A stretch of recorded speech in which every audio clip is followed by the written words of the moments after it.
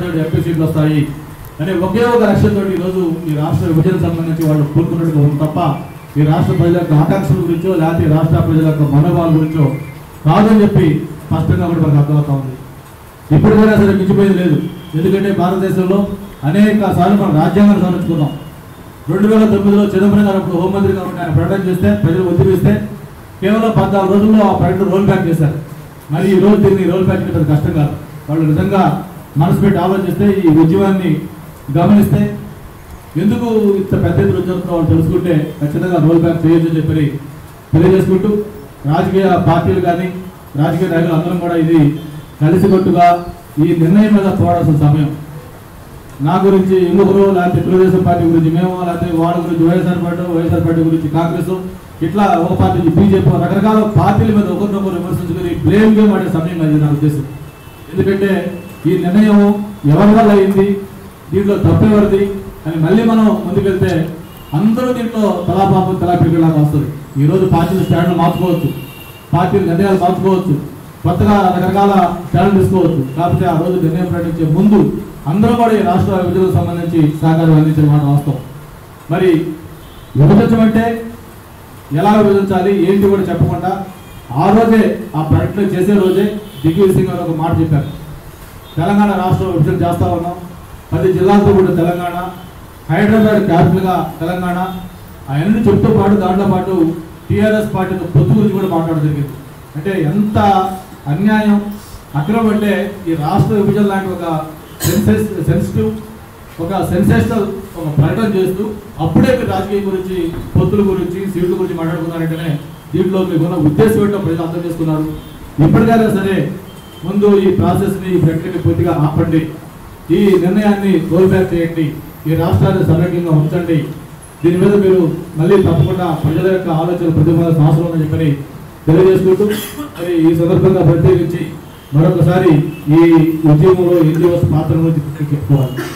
మరి వాడు మామూలుగా ఏదో కొంతమంది పెద్ద ఉద్యోగులు కావచ్చు, ఈరోజు నెల జీతం వస్తే తప్ప జీవితం గడుగునే జీతాలు తీసుకుంటున్న వ్యక్తులు చాలా మంది ఉన్నారు.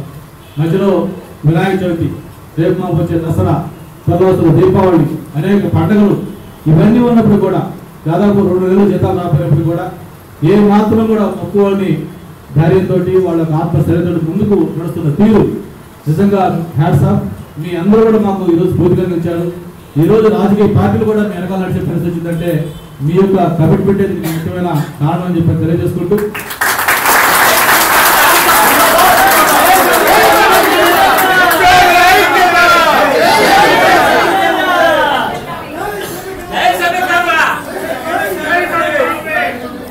మరి ఈరోజు మీరు ఏదైతే కాల్ ఇచ్చారో ప్రజాప్రతినిధులతో ఓట్ చేయించాలని చెప్పింది. మరి రాష్ట్ర వ్యాప్తంగా కూడా ఈ దీనికి స్పందించి మరి ఎప్పుడైతే నాకు ఇట్లా చెప్పారో నేసారావు వాళ్ళు ఫోన్ చేసి సార్ ఇట్లా కాల్ ఇచ్చారు మేము, మీరు వస్తే బాగుంటుందంటే తప్పకుండా నేను వస్తాను. ఎందుకంటే మీరు చేస్తున్న ఉద్యమం ఈరోజు స్ఫూర్తిగా మాకు మిగిలింది. అందుకే మీ ఏదైతే కాల్ తీసుకున్నారో దానికి తప్పకుండా మేము అంగీకరిస్తామని చెప్పని ఇక్కడ రావడం జరిగింది. మీరు నడిపించే బాట మేము అందరం నడుచుకుంటామని చెప్పి ఈ రాష్ట్రంలో సమాజంగా ఏ కార్యక్రమానికైనా సిద్ధంగా ఉన్నా అని చెప్పి మరొకసారి తెలియజేసుకుంటూ ఒకవేళ మళ్ళీ మీరు ఎన్జిఓస్ కానీ మిగతా సమయకాంత ఉద్యమం కోసం చేస్తున్న నాయకులు కానీ మీరు నిర్ణయం తీసుకొని మంత్రి పదవులు రాజీనామా ఆమోదింపు చేసుకోవాలంటే ఈ క్షణమే ఆమోదింపు చేసుకుంటాం కూడా మళ్ళీ తెలియజేసుకుంటూ ఇంకా 2 నెలలు 3 నెలల్లో ఈ పదవి ఉండిపోతుంది ఉంటే కూడా. ఎందుకంటే ఎట్లా ఏప్రిల్ ఎలక్షన్స్ అంటే 3 నెలల ముందే ఎలక్షన్ ప్రక్రియ స్టార్ట్ అవుతుంది. ఈ 3 నెలల కోసం ఈ రాష్ట్ర భవిష్యత్తుని పణంగా పెట్టాల్సిన అవసరం లేదు.